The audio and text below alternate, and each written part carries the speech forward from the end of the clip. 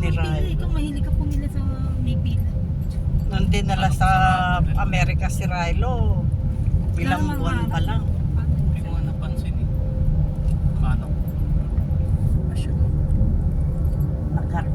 Nagkarkila siguro sila ng kotse. O yung kotse ni Camila. May kotse si Camila dito eh. Oo, yung pila. Nagdadrive siguro si Brady. Hindi, kaya ano tayo. Di ba nang tinuturuan si Brady yan mag-drive? Rejeng yun na kotse.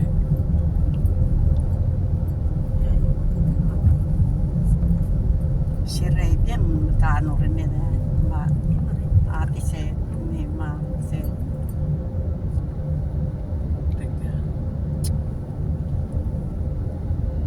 tarantado rin naman si Mangri.